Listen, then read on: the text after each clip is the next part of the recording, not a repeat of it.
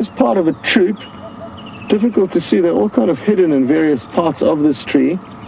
Looks like they may be feeding on some of the fruits within there. Oh, VM spotted another one.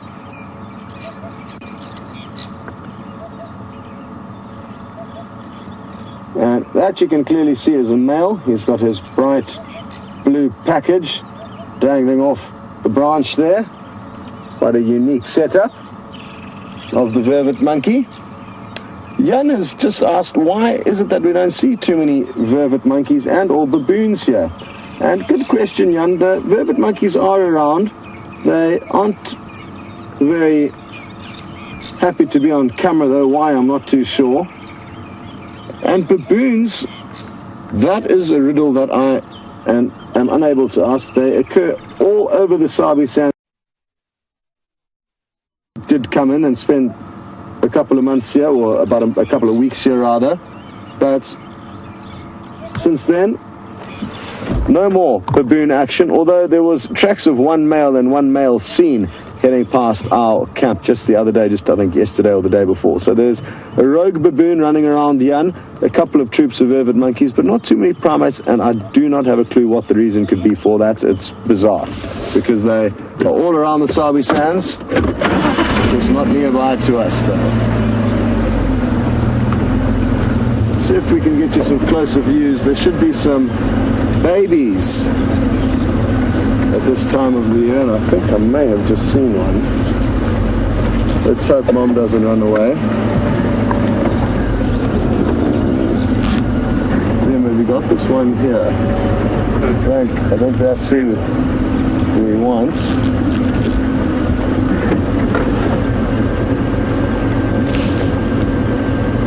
Yeah, we're in luck.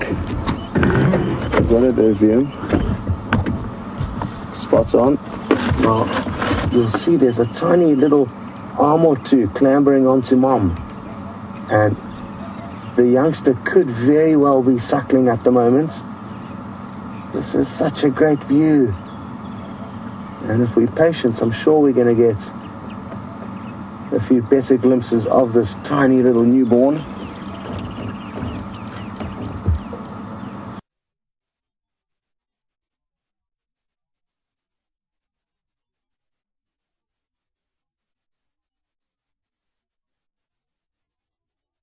African hoopoo calling next to us. Whoop, whoop. Over the savannah, thinking about her day. She doesn't look hugely impressed, holding onto her toes as she sits there. But it's tiring business being a mother out here, and she's probably looking forward to a good night's rest. It's a great animal for us to be spending some time with at this stage of the evening, because they could provide us with some useful intelligence. If a leopard moves anywhere through this general area with their great vision, as well as the responsibility of looking after all these,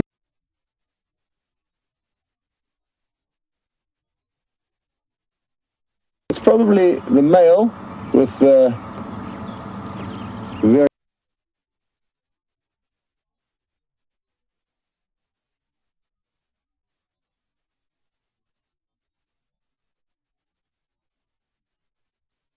taking care of his troop, and by being right at the top he can get the best possible vantage point.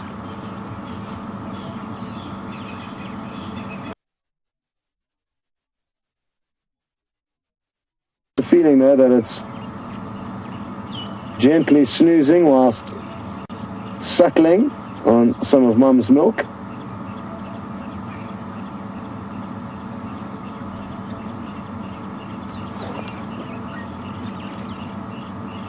You can see very small flowers or fluorescences just to the right of the monkey's head, and that's probably what the monkeys have been snacking on just before they went to bed.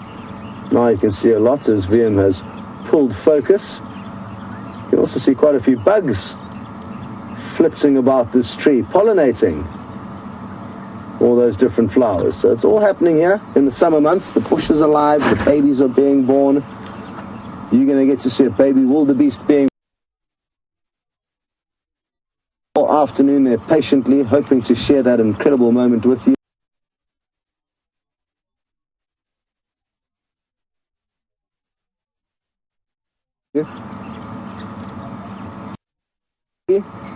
Suckling on its mother, sadly not much more than that. But what a wonderful evening it is, and it's great to be on this live safari with all of you. I think we should keep the wind blowing through our hair. And Jamie's got some more babies that she would like to show you while we try to continue our way on to Jeffrey Sausage Tree.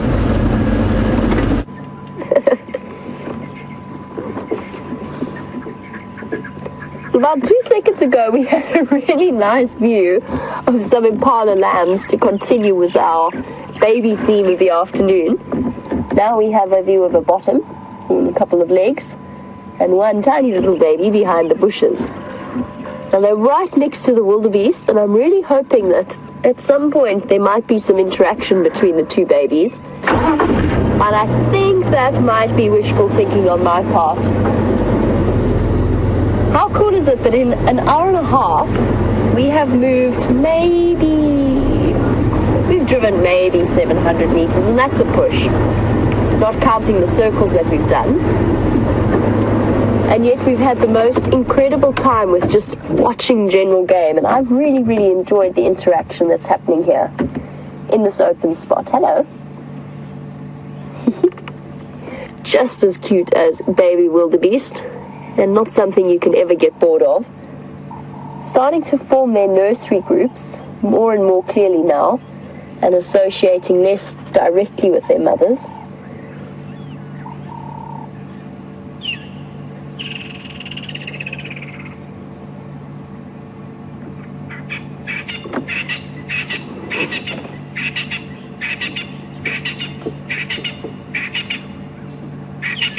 Wow. Awesome question from a class in Illinois that's been working on Sherlock Holmes and mysteries. And they wanted to know what I think that the biggest mystery in nature is. Wow, that's an interesting question. The biggest mystery in nature. I mean, when we sit and we watch these baby impalas and think that this is a process that has happened year after year for the last 200 million years, the effect is something that's absolutely mind-boggling to me. What is the biggest mystery in nature?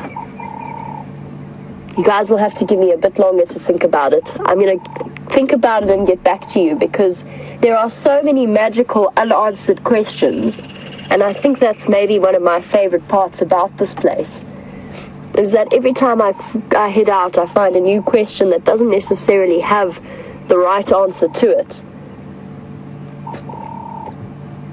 Why, for example, has the impala design been as successful as it has?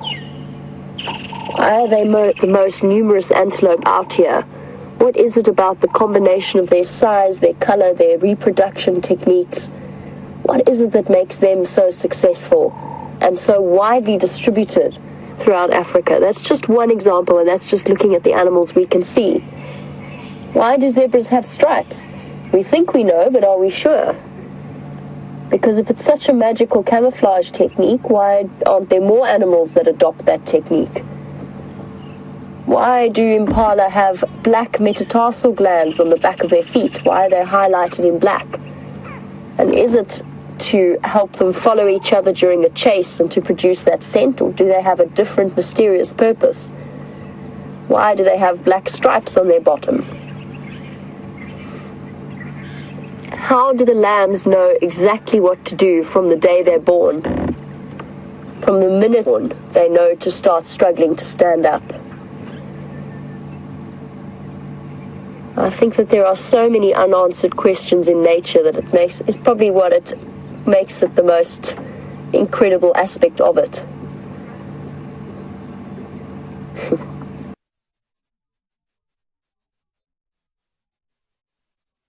Analysis and deep questioning, they get on with life and exist and leave the questions to us. But I don't know that. Maybe they do. Maybe they have moments of self-identity crises and all those other human aspects that we have. I doubt it, though. I think they're far too busy surviving. Meh. Little one's also making a noise. Okay, Mbalas, I think time to leave you. Let's go find some other mysteries of the bush. And I'm thinking specifically, of course, the biggest mystery that's on my mind at the moment is that wildebeest going to give birth, and when? We have all the evidence, we have all the clues. She's big, she's panting. The water hasn't broken yet, so we know it's not immediate, or at least as far when we last checked, of course. She's slightly separate from the group, but it is hot. So we'll have to weigh up the evidence and take a chance. Let's go see if there's been any kind of a change.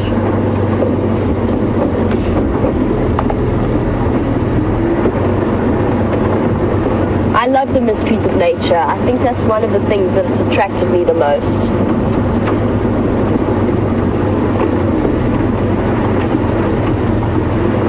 Miles, I'm glad you're enjoying the baby theme that we have going on this afternoon. It was not intentional, really, on my part. I really just wanted to go and follow up with that baby wildebeest that was born this morning.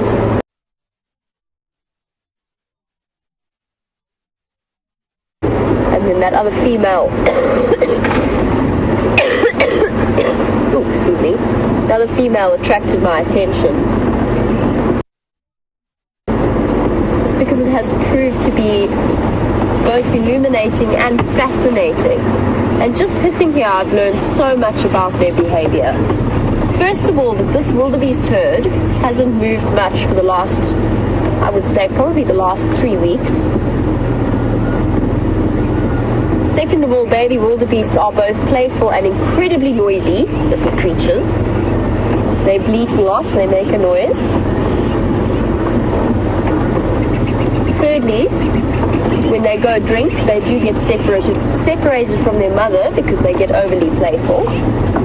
And fourth, they spend quite a lot of time resting while their mothers graze, and that they do interact with other members of the herd, and that the females are incredibly protective excuse me, of their own babies at the expense of other wildebeest. They'll chase other wildebeest away.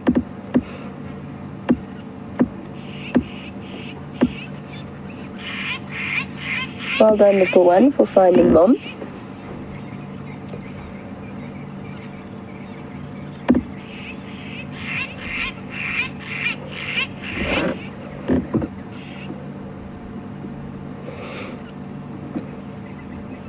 Dylan's very valid point as to one of the biggest mysteries of nature.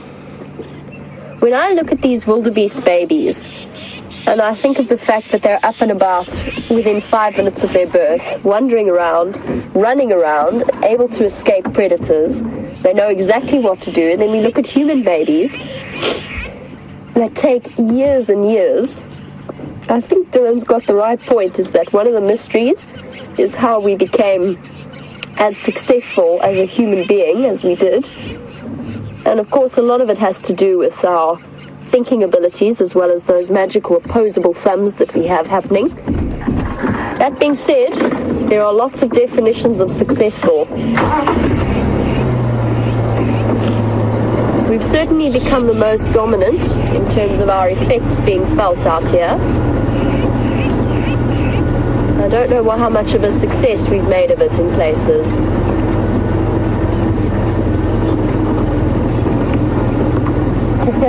Rich? I don't know. Another mystery raised. Why are some animals territorial and some either nomadic or migratory? I don't know. I honestly don't know. I'm sure there are lots of theories as to the answer, but we may never know why that is the case. I've thought of another major mystery. Why are spotted hyena females bigger than the males? Nobody knows the answer to that.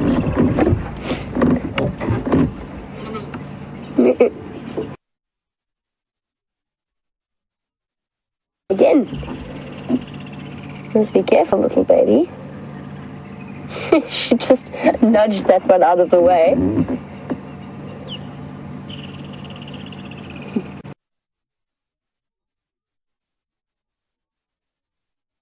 These wildebeest.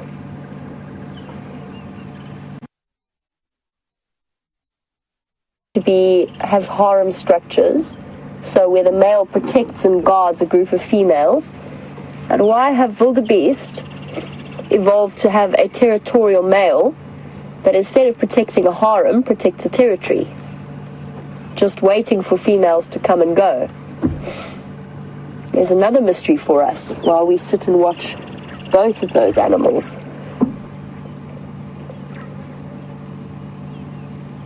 Never stop asking those. If our live safaris bring you nothing else but questions, then I think we've done our jobs right. There are far more questions out here than I ever have answers to.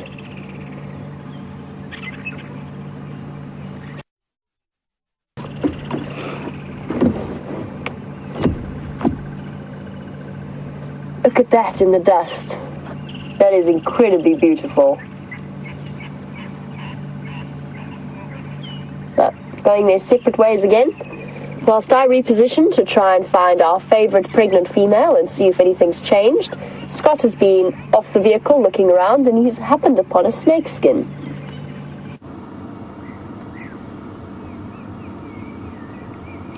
Well, VM found a black mamba for us this morning, and now he has found something quite similar.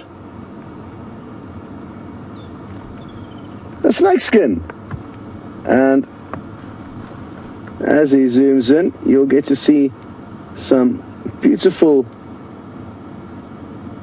shots of all the different little scales. The skin is in perfect condition. And isn't it a remarkable thing? Imagine peeling off your entire skin as you grow and leaving it behind. Snakes like to do this using thorn trees, understandably, because it helps to snag the skin. Here you can see a little portion of the head, and there's even one little eye segment there. I'm not too sure what snake this is. It's about 45 centimeters long, which is about 18 inches. Good stuff. So, a little snake skin along the way. We are getting ever closer to the sausage tree, Jeffrey, and in the next 30 seconds or so we should be there.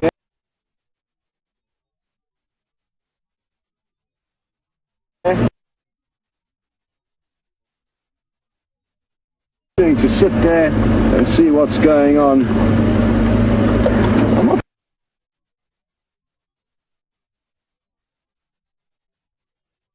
too sure when the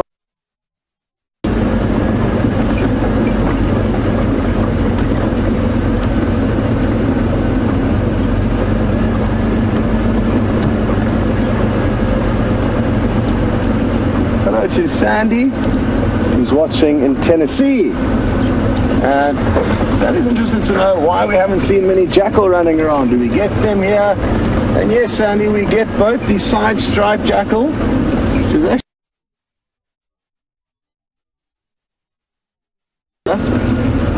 and we also get the black-backed jackal, which is typically more common through South Africa. But in this specific area in the Sabi Sands, we seem to see more side striped than black-backed. So it's kind of too many of them is because of the high predator density.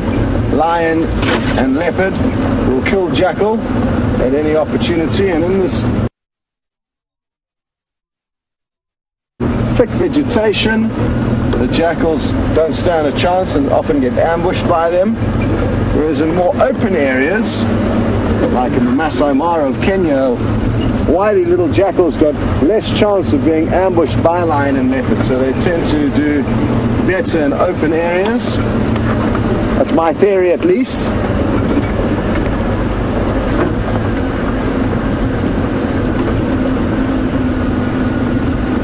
Okay, we just need to go down this little dip here, and then the sausage tree will be in view. The sun is going to be directly behind it, which is going to make... Actually, we'll be able to make a plan. Let's get the sun in our favor. Seeing as though we've come all the way here, let's do it properly.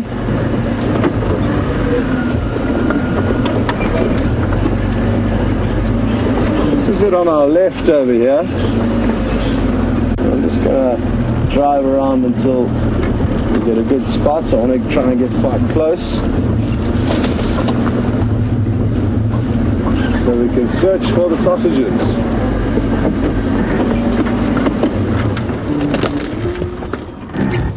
Okay, now usually the sausages grow from a long kind of downward tendril or growth.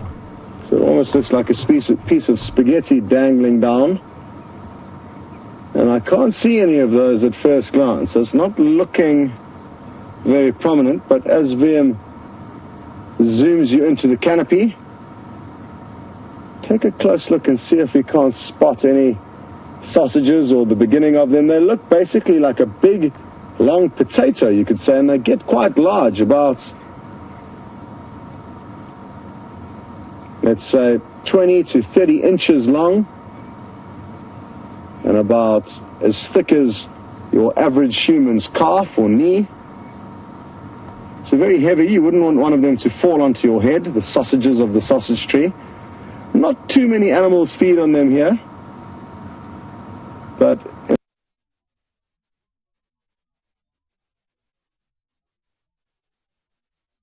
in a drought like this, elephants could probably chomp on the sausage tree, but that could change and develop.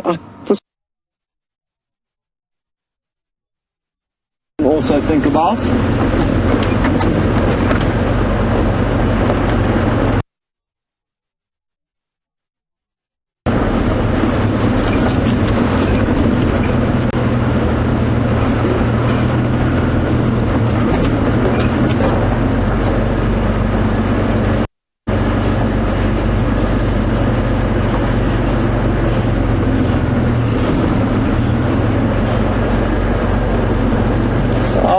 to hear from Dylan in Cedar Falls, and it sounds like Dylan's about to finish a degree very soon and is wondering whether it would be possible that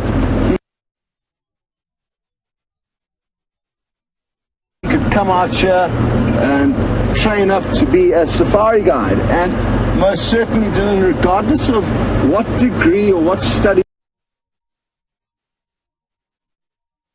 you have already got under your belt, they'll just aid in you getting into any training programs or training courses here in South Africa, or once you've even done a training course, getting a job at any lodge. So you can have any background, you don't have to have any specific training to come out here, do the required training, which usually takes only about 6 months, and then obviously start learning the ins and outs of the industry. It takes many, many more years to become an expert. I certainly don't consider myself one yet.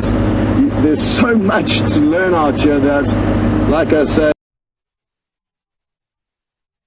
20 to 25 years would be a good platform to work off before you can consider you actually know what's going on.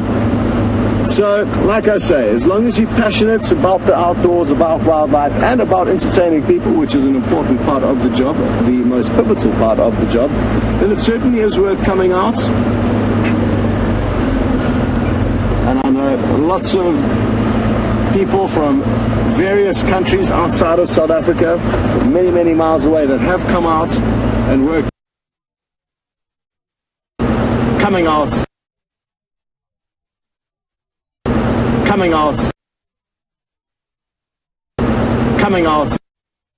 If you need help, I'll assist, and hopefully we'll see you out here in a few months.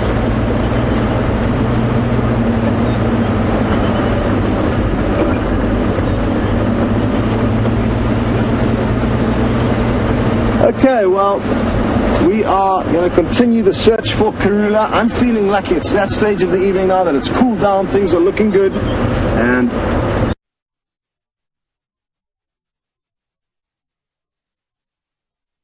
While we continue doing that, we're going to send you across to Jamie for an update on the wildebeest.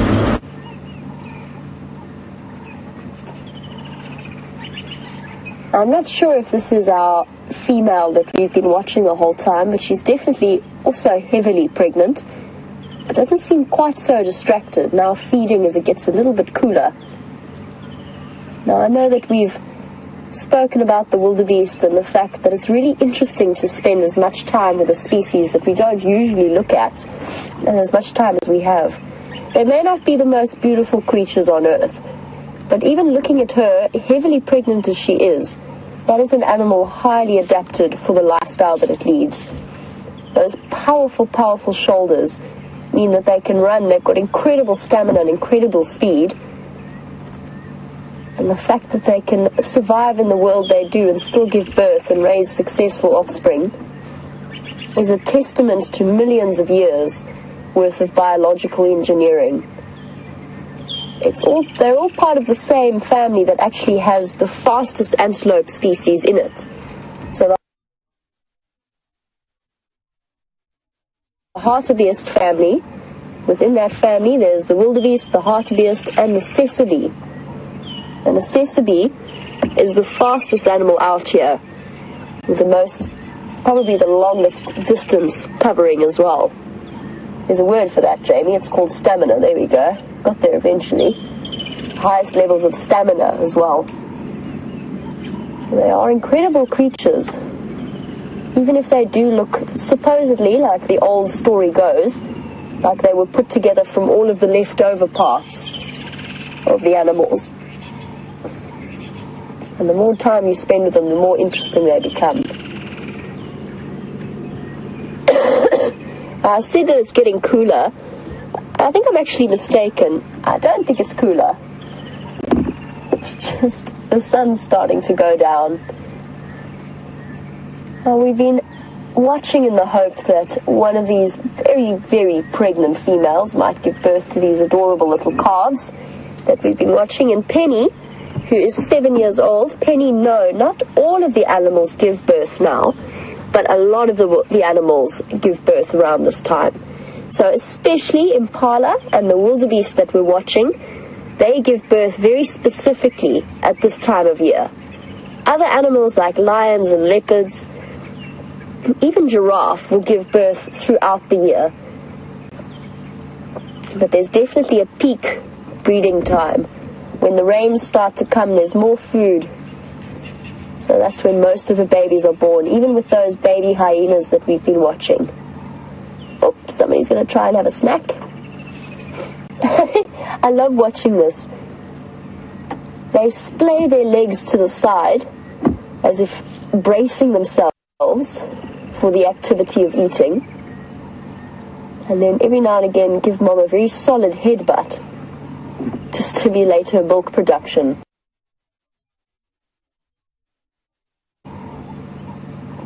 Just in case, she forgets. And we see it with all antelope species, but particularly with their long legs, they've sort of got to get right down so they can tuck their heads underneath mom. And although you can't see it too clearly, she's at the same time giving her calf a very affectionate bath while it feeds. As long as they do, feeling exceptionally pregnant, passing on all of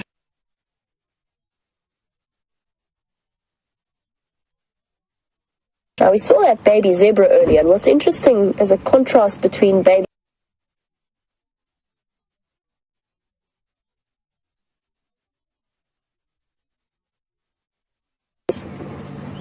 so baby zebra, in order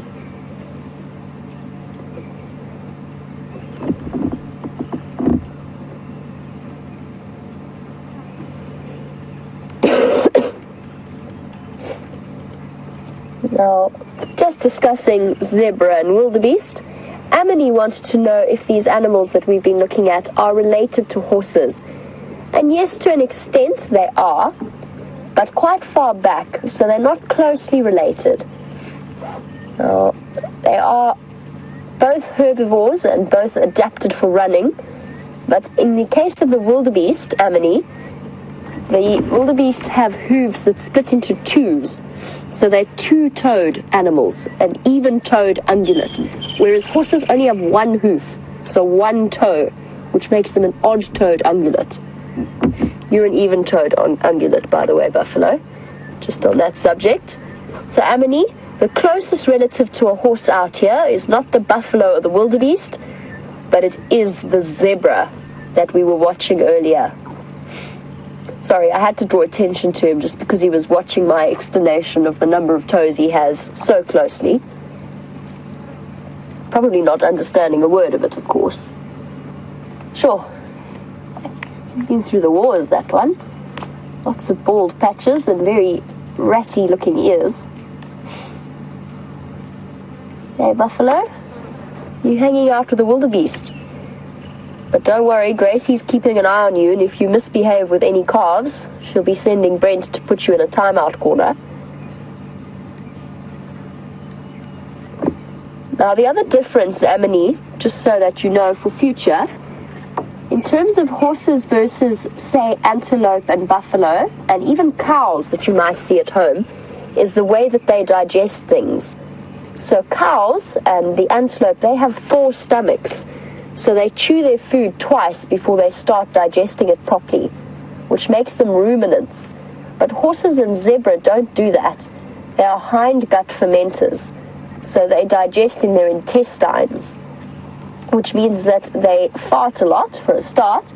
But also, if you're familiar with horses, if you spend a lot of time with horses, Amini, have a look at their dung and you'll see how coarse it is and how there's big bits of their food still in it. That you won't find in the dung of cows or antelope.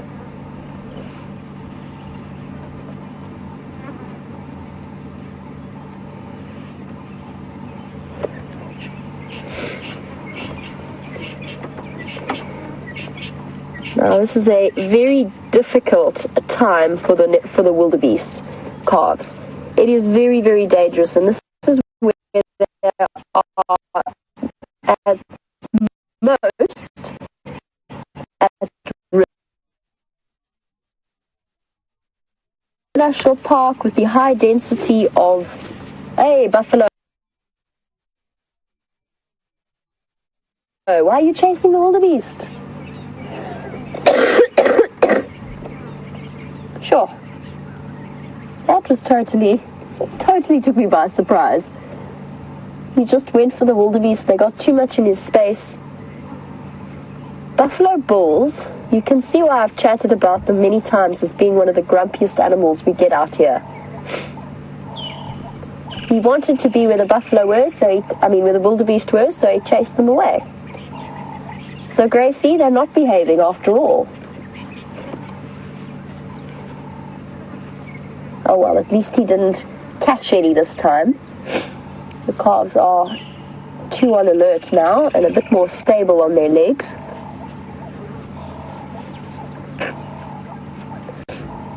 Now, buffalo is an unusual threat to a wildebeest calf, although it still counts, because they are more than capable of killing a calf if they wanted to, but that would be very unlikely.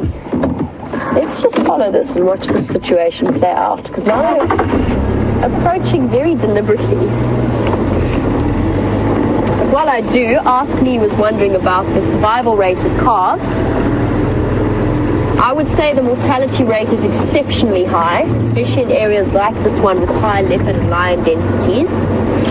And wild dog as well will also put a huge dent in wildebeest numbers. I'd be guessing, but I'd say that a 50% survival rate would be optimistic for these calves. There are just so many threats out here. Then in terms of how old wildebeest get, I'm going to just double check that number for you. I would say 10 years old would be a very old wildebeest. That's probably one of the highest averages, or one of the highest ages that they could reach. The average is probably around 6 or 7, maybe 8, but I'm going to double check that for you.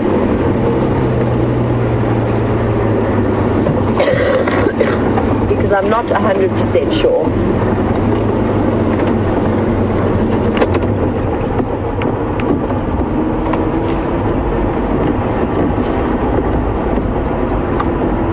These buffalo have pushed most of the wildebeest away from where they were before, but back into the company of the zebra.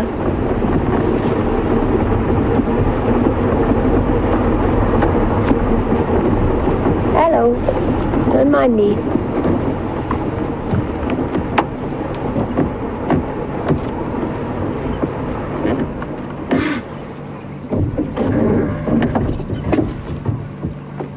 Hello, little ones.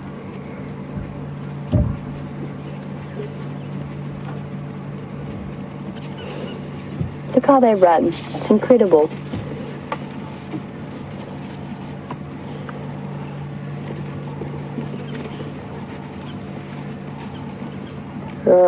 The problem with any kind of herd situation like this is that as soon as one animal startles, even at an imagined noise, then the rest of them start to run as well. Although you do get the odd smart ones staying behind. This, I think, is our female in the sub-adult that we've been watching. I'm not 100% sure, but I think that's the case. Now she is, whoever she is, she's heavily pregnant, and Monique was wondering whether or not predators would target the pregnant females because they're slower. And yes, absolutely they would. Plus it is essentially an extra meal in one. And the females cannot keep up with the rest of the herd. They're hot, they're heavy, and they tire far faster. What are these impala alarm calling at? The wildebeest are now running. They're all running. In fact, this whole herd is running away. What are we missing?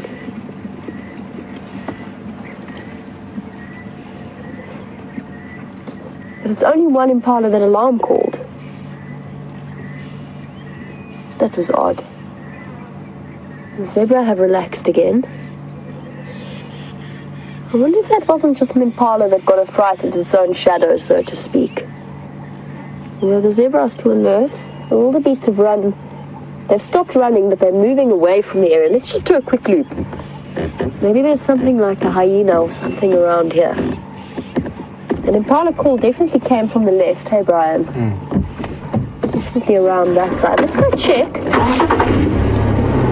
I think personally it was a rather confused impala, but let's just see, because there's a very good chance it was alarm calling at something else. There's a nyala there as well, so if it were a leopard or a lion, it would definitely be more on alert.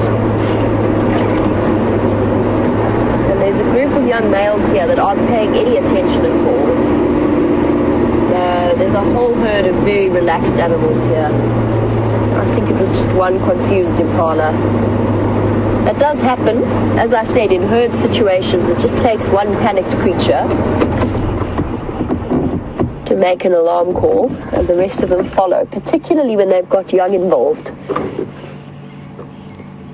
If there was a serious threat, then we'd be hearing more alarm calls, and all of the animals would be facing in one direction.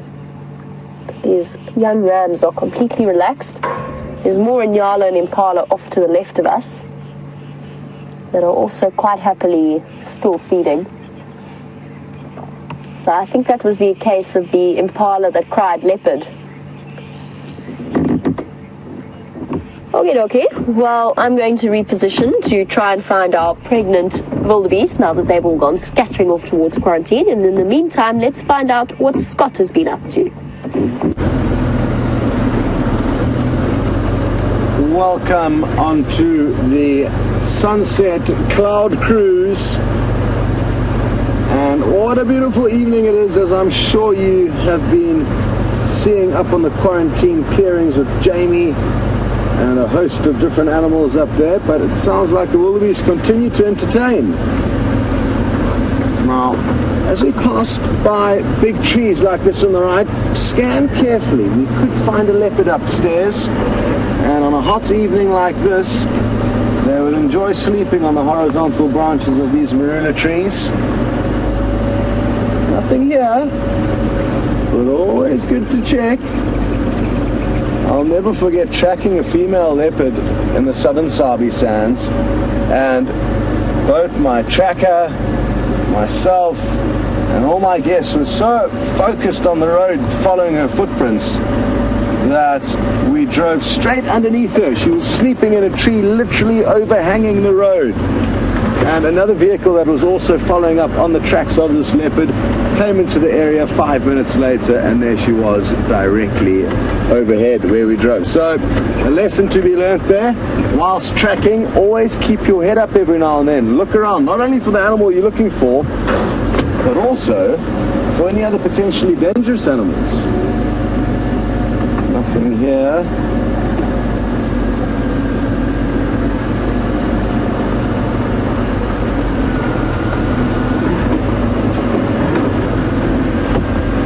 Well, it sounds like there's a whole new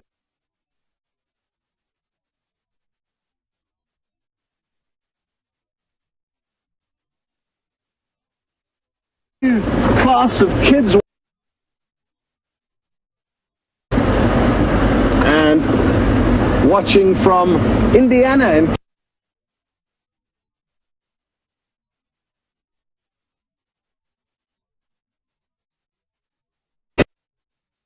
South Africa, but within South Africa we are on the northeastern corner, the top right-hand corner of South Africa. And I'm sure your teacher will be able to show you on a map exactly where we are. We are part of a massive, massive national park, bigger than many countries, and it's 3 million hectares in size. The animals can roam free and far. And isn't it wonderful to know that there are such big wilderness areas that animals can still live their lives on with very little interference from us as humans.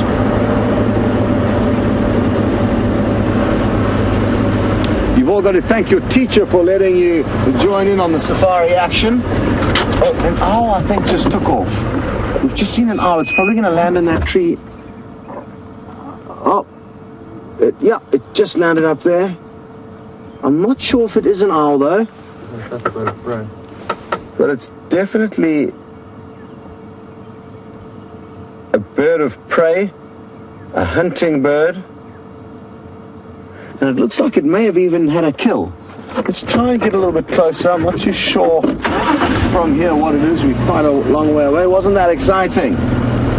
Let's try and work out what it's called.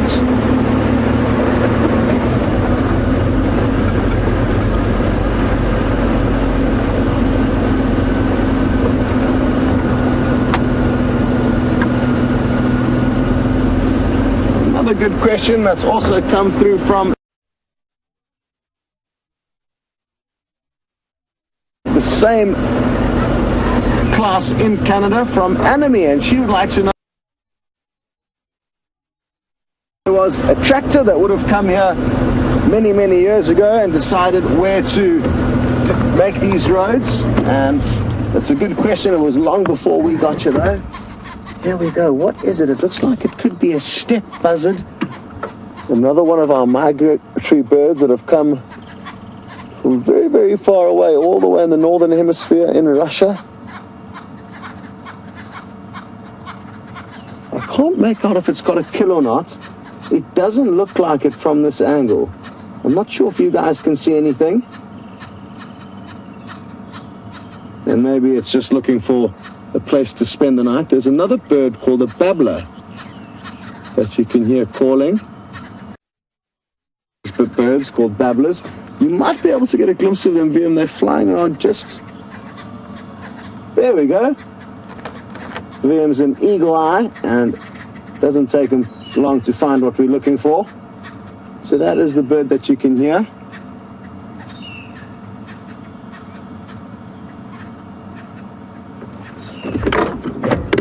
Good stuff. Now we are in this area in the hope that we're going to find a female leopard.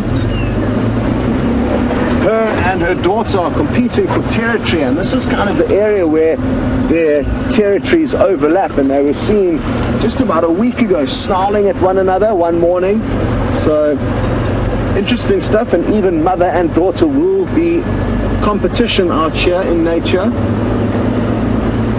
They're both very old. The mother's 11 years old and the daughter is 9. Not very, very old, but they're both grown-ups now.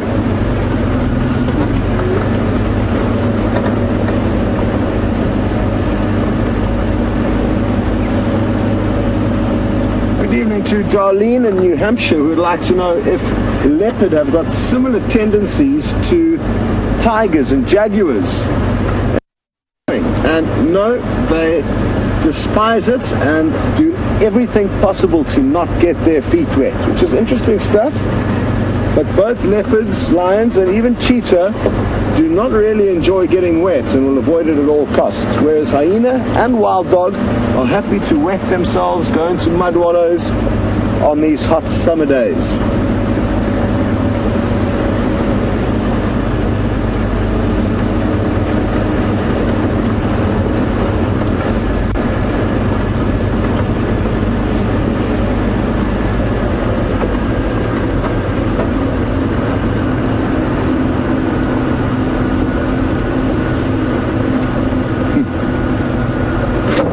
Hello to Cole, also in Canada, and just a whole class of grade 3s are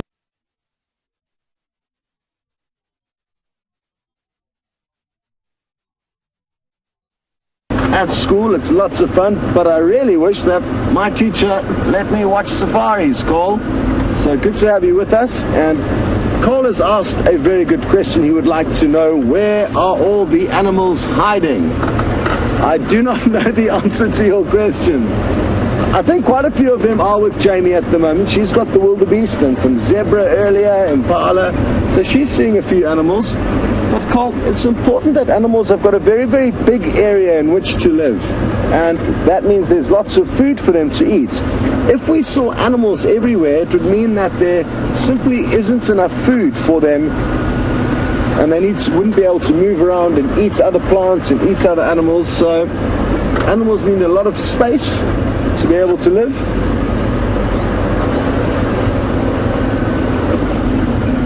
And every safari is different, Cole. Some days you get lucky and every corner you turn around there's lots of animals, lots of elephants, lots of buffalo, lions, leopards, you name it.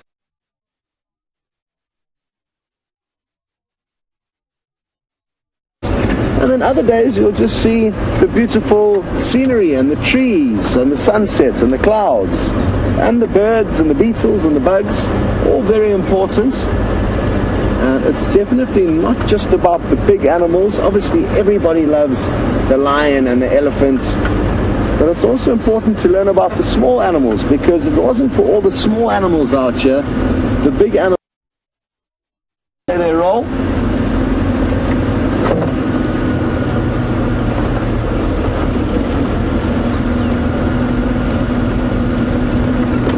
And we found some impala, so this is where some of the animals are hiding. It looks like a herd of old men.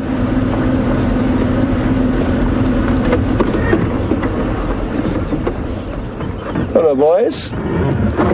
Now the males have got horns and the females don't. And a very important lesson for our new class of grade 3s in Canada is that in Africa, none of the animals that we see have got antlers. They all have got horns. And there's a very big difference between antlers and horns. Horns will grow throughout the life of this impala, whereas antlers will grow every year and then fall off at the end of every rutting season on all of the deer that you'll see up in Canada.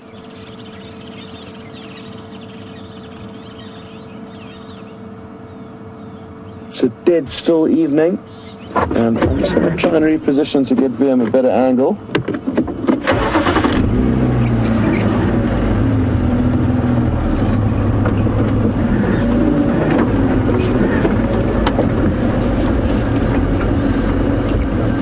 As the impala nibbles on the grass.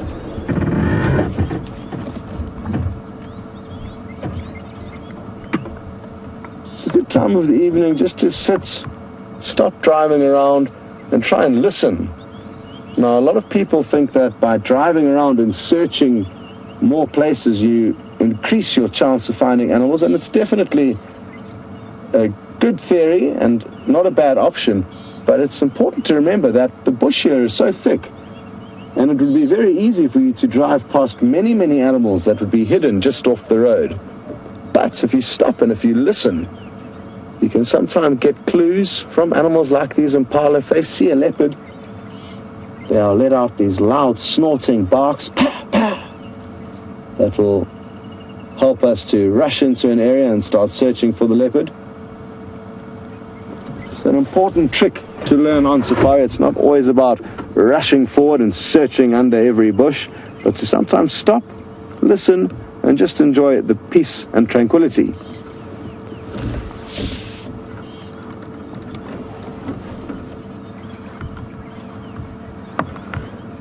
Now, Jamie has been very, very patient this afternoon, speaking about being patient, and has spent the whole afternoon with this herd of wildebeest. And I'm really, really hoping that you and her and Brian all get lucky, and then in the next short while, you get to see one of those wildebeest giving birth. Let's all have happy thoughts, and over you go.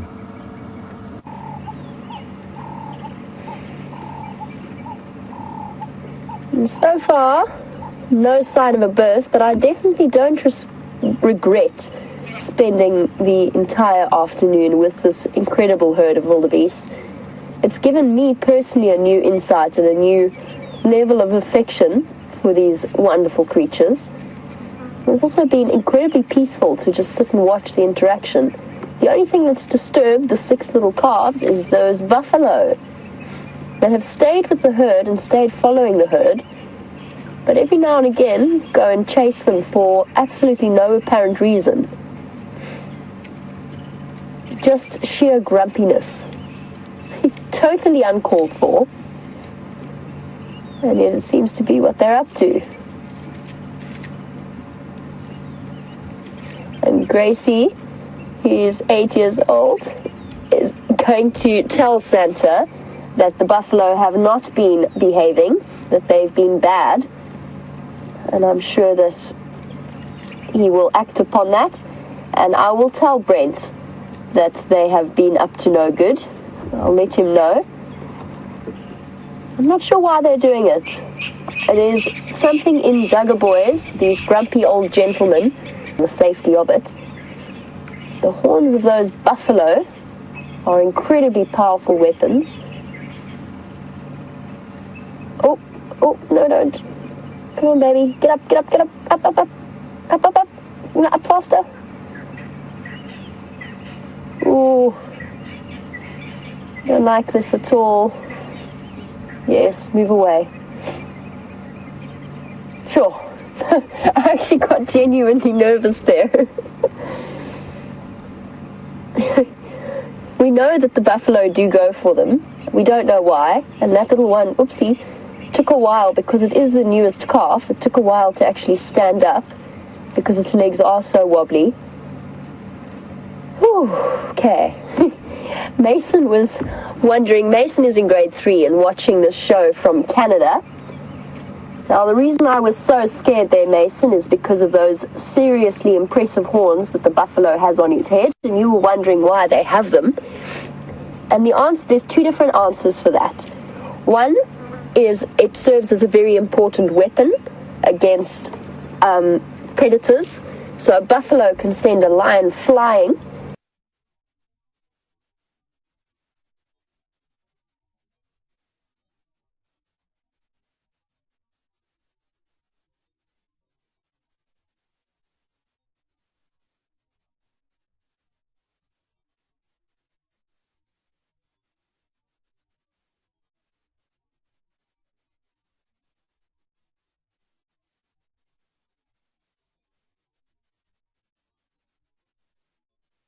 The wildebeest, the females and buffalo actually, both the females and the males have horns because they live in more open habitats.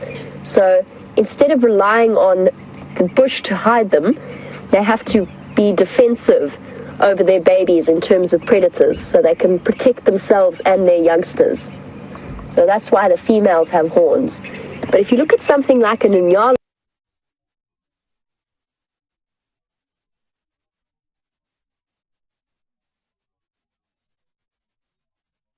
horns because they rely on their camouflage and their speed of hiding.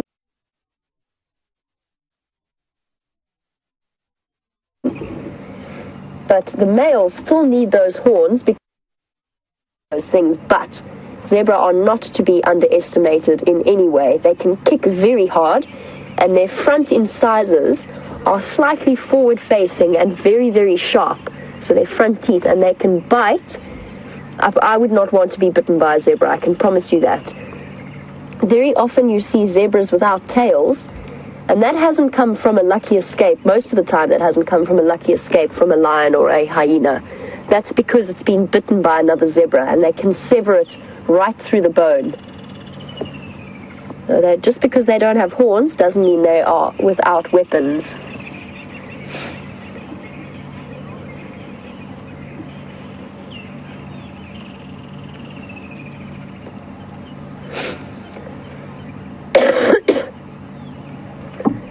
Now, the zebra, of course, is famous for its stripy coat, but a lot of the antelope species out here do have vertical stripes to some extent. The wildebeest do. We've been spending a bit of time with them, and we've seen how those slightly dark stripes have come down. Oh, he's going for the... Oh, those buffalo. They are so mean. What is your problem, dude? Why are you following the herd if they're bugging you? That's fascinating. I wonder what the reason behind that behavior is. I can understand if they were competing for the same resources, or if the wildebeest were in the buffalo's space, but he's followed them the whole time. And he's gone and chased them again. Bizarre. Grumpy, grumpy, grumpy buffalo. Shame, man. You'd think that the wildebeest have enough on their plate without having to deal with errant buffalo bulls trying to assert their dominance around here. Well, there you go. There's the vertical stripes. Sorry, I got distracted by that crazy buffalo behavior. But there's the vertical stripes that Daniel wanted to know about. He wanted to know why so many of the antelope have stripes, and whether maybe it possibly makes them look slightly thinner and therefore not appetizing to the prey or to the predators. I think what it's more appropriate for, although that is an option I've never considered, and it's an interesting one to think about, so it's a possibility, but generally the answer is that it serves as disruptive coloration, so it breaks up the outline of the animal. Not behind bushes, especially with kudu and inyala. You'll notice how those white stripes just break up the coloring, especially if you see in black and white, and make it a lot more difficult to identify individual animals. Yes, Grumpy. Congratulations, you've managed to chase everybody away.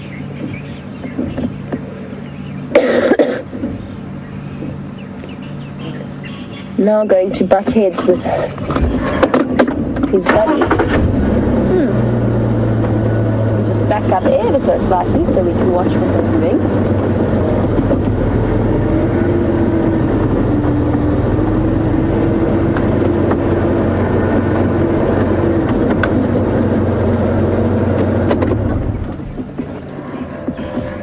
Now they're tussling with each other, but not in the same way that with the same level of aggression that they went for the wildebeest. This buffalo is not injured. I can't see any injuries on them. They're not thin. They're in perfectly good condition. I guess what it might be as well is that the fact that there has been this drought and all of the animals are under pressure for access to water and access to resources, it might just put everything on edge that little extra bit.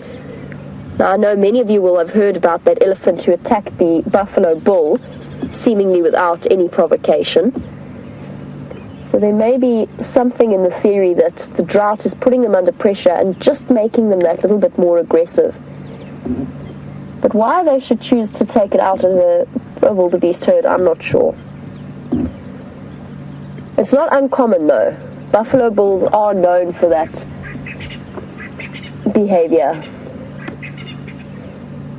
Maybe even the smell of the pregnancy hormones, that estrogen, is also causing a little bit of disruption in their lives. Well, I'm glad they're taking it out on each other now.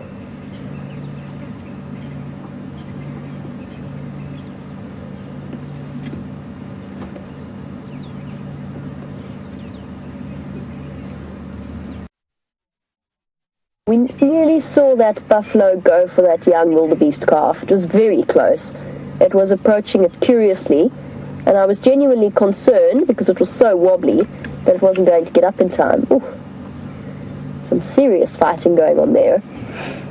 Monique, who's watching in London, Monique, you were wondering whether it wouldn't be better for the wildebeest to have their calves during the morning so that the calf has the whole day to start to get up and strengthen its legs. And yes, I agree with you. I think that the best time for birth is in the morning. And I think even now, we might have reached the point where it's certainly too late for us to sit and watch a birth now. And that's just because I can't shine a light on the herd. So these last few moments will be the last few moments that we can spend with them.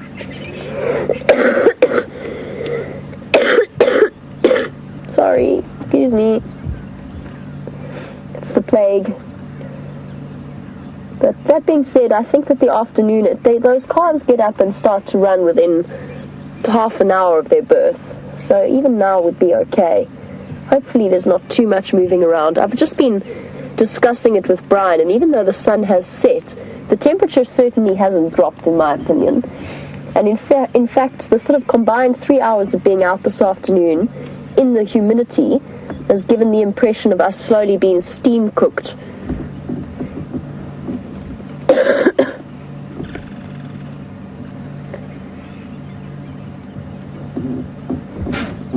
Now they're still butting heads, quite literally. And Fiona, you were wondering if the reason that Duggar boys are so grumpy is because they do not have the same access to females as they used to, and therefore their testosterone levels are high with no outlet. Oh, now the zebras are. What are you doing, zebras? That was just a short tussle. Sure. Tension in the... There we go. And again. What's happening there? That might even be courting behavior, possibly. Because there's no kicking there from the animal in response. It's almost affectionate, that level of contact. Oh, and the buffalo are at it again. Fiona, I like your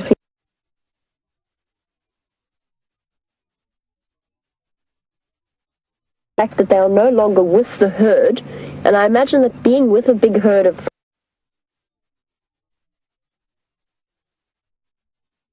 500 animals, with that comes a certain level of comfort in terms of having lots of eyes and ears on the lookout, but also just generally safety in numbers. Your chances of being picked out by a predator are fairly slim if you're a big male in a breeding herd. But out on their own like this, or in pairs, or in of lions, and the fact that they will show preference for big buffaloes like this when there's a couple of big male lions about. So I think it's that combination, and I think also during the drought at the moment, access to water. We're seeing them tussle a lot like this. Luckily they're keeping each other distracted, so they're completely ignoring the wildebeest herd now.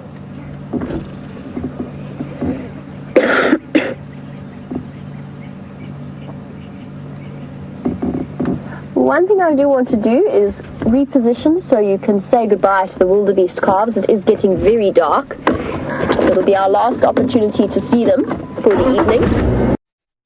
Once we will have a 7th member of this little group. There are 6 calves at the moment.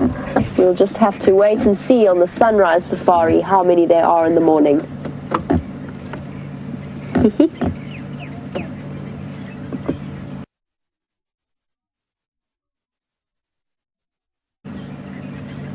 Hey, little ones. The fence, by the way, belongs.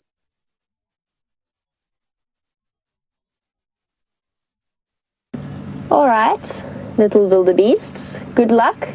for the night ahead. I wish you all the best. And safety and security. Stay away from buffalo. They're grumpy. And well done, little one, on making it through your first day of life. Hopefully it will get easier. Alright, I'm going to move on and see what else I can find for the last few moments of our sunset safari. Let's head across to Scott and see what he's been up to.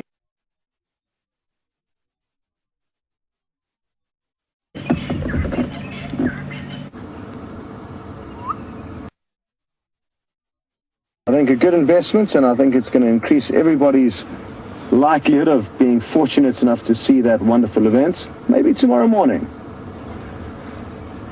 Liam and myself have been sitting with this herd of impala who are getting ready for bed. They like to sleep out in open clearings at night because it's difficult for predators to creep up on them when there's nothing to hide behind. So they're going to sleep out here this evening. Not too much cover for the predators. Now, you may have heard a funny noise. Oops. And that was from this bird called the black-bellied bustard. Now, watch closely. It could well do the call again. Looks like it's actually getting ready to call right now. And it sounds quite similar, the end of the call, to a champagne cork flying out of the bottle. Watch closely.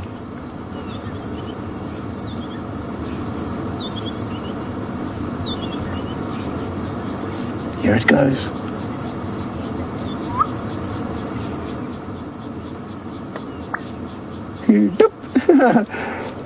Awesome. So you would have been able to hear that little dips at the end. And this black-bellied bustard is trying to attract some mates. And it is that time of the year, just like we've seen a few baby impala, the baby wildebeest, the birds are also making babies at this time of the year, and that's because there's so much food around for them, which makes raising their young a lot easier. The winter months are dry and harsh here in South Africa, with not too much food and water available for most of the animals.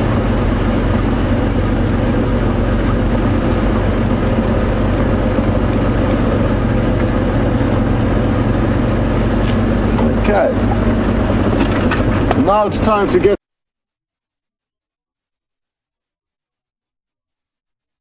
the old spotlight out and see what we can find. We're looking for the reflection from animals' eyes, or even simply a strange shape. A snake. But it's mainly the reflection of eyes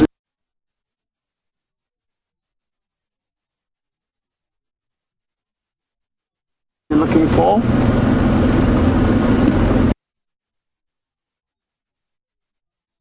Hello Matty, and very happy to hear you've watched the highlights of the black mamba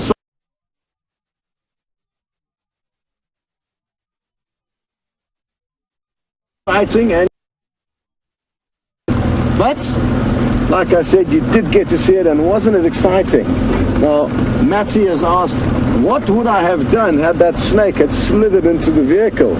And there was a moment, Matty, where I really did to me before with the Mozambican spitting cobra that I'd caught in a camp, and then I'd taken it out to release it, and I released it too close to the vehicle, and it slithered straight underneath into all the pipes and poles and working equipment that was very difficult to get out of. But thankfully the black mamba didn't. If it had, you probably would have seen VM and myself jump out of the vehicle and run off. Literally, I think that would have happened. So, good question. And at the end there, it was very close to us. It was probably only about 1.5 meters away, Matty. So really exciting stuff. And again, well done to VM, who spotted it.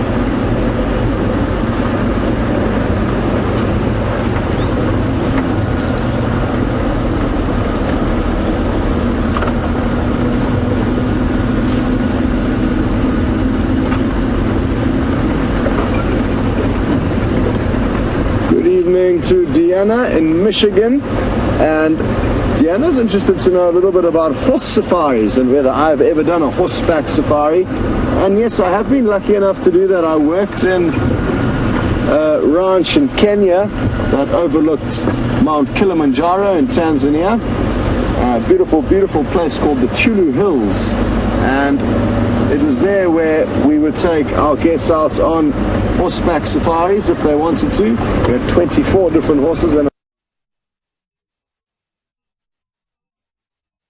horses do need to be very, very well trained and not skittish and nervous of lion and elephant and other animals. And they are trained by the professional sisers to encounter lion and to encounter elephant before you put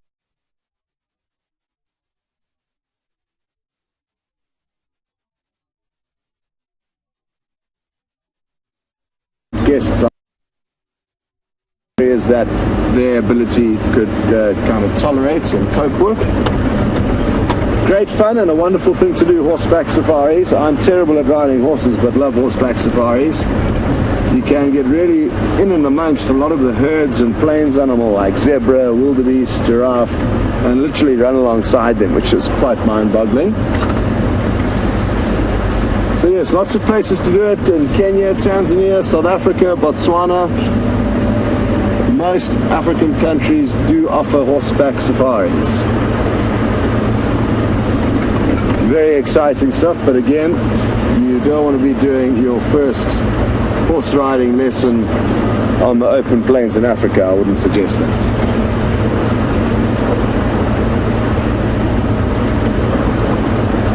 Karula, Tingana, Mvula, Shadow, where are you? Those are the leopards that we are likely to bump into. Just spotted something here, looks like a chameleon. Yeah, it's a little chameleon. And here's just a little bit above it. There we go, you spot on. And look at how well camouflaged it is in there. Now, just to give you an idea, once we have had a closer look at it, I'm going to reverse and show you what I saw when I initially spotted it, because it is a little bit easier than you expect it to be. And basically, this quarry bush that it's sitting in, look at that eye wiggling about, keeping an eye on us. Awesome. This quarry bush that it's sitting in has got quite dark green leaves, and as I reverse, which I'm going to do now, we're going to say goodbye and leave this little chameleon in peace. And I shine on the tree. It might be difficult to see with the lighting. Oh, I'm going to try and simulate this as best as I can. Oh, there you can see there's a very white patch, and that's what the chameleon is. So that's what I was looking for, and it's actually quite nice for VM to actually zoom in again like that, and then blur your focus, and you'll see how much that chameleon sticks out once VM blurs the focus. So it's a very distinctly different white patch, and then as he focuses in, that's where the chameleon is. So you're looking for a different shade or tone in comparison to the rest of the tree, and it sticks out as clear as day, now that you know what to look for. So that is a little safari trick. A lot of people are mesmerized by trackers who find chameleons. The trackers are very happy with this plan because they often get very large gratuities for their incredible chameleon spotting, but it's actually not difficult.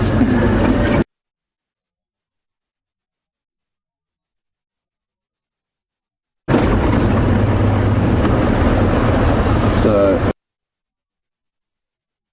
although it is a good trick,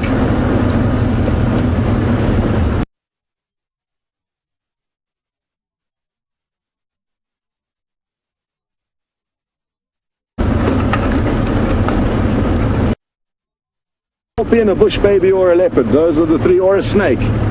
Those are the four things that I hope we will have on screen for you. Over to Jamie.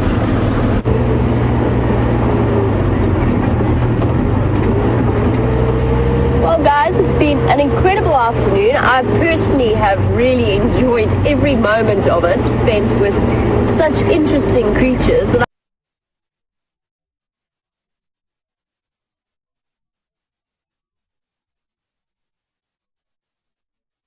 leopards and lions and hyenas. But sometimes it's important to remember the often forgotten animals that inhabit the kingdom and are possibly just as interesting and just full of their own dramas and comings and goings as the other big five and hairy and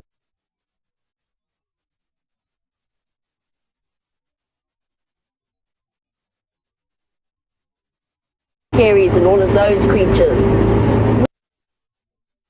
A very good chance there will be a new member of the wildebeest herd, and by the looks of things, by the end of the season there'll be at least 9 calves to be watching. Definitely the promise of summer. Thank you for all of your definitely deep and soul-searching questions this afternoon. I have enjoyed them all. And a big thank you, of course, as always, to Brian, as well as to Scott for providing us with variety, and Liam for his fantastic camera work. Thank you, Kirst, and thank you, Lou, and thank you to you all. Have a wonderful day wherever you are in the world, and we'll catch you tomorrow morning. Bye-bye, everyone.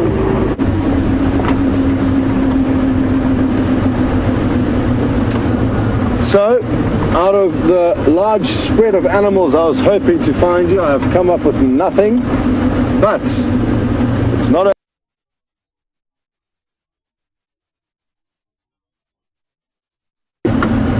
while we continue down this windy dirt road, I would like to say a very big thank you for all of the questions that you guys sent through. Apologies if we didn't answer your questions, but keep trying.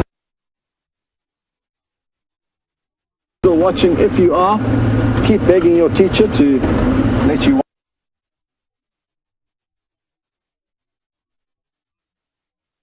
watch. We'll be very happy with that.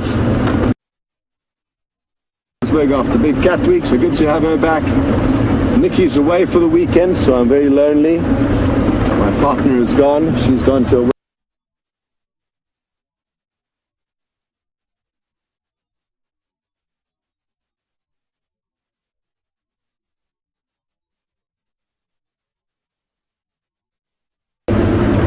and James has also headed off for the weekend, so a few changes have happened.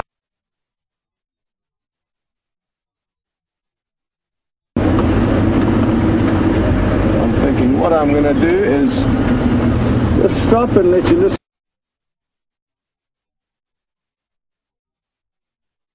for the last few seconds, and the only person I haven't thanked is VM on camera, so thank you, VM, and goodbye everyone. Join in tomorrow for the Sunset Safari. The lions need to come and visit, and I think it'll be tomorrow. Enjoy the silence.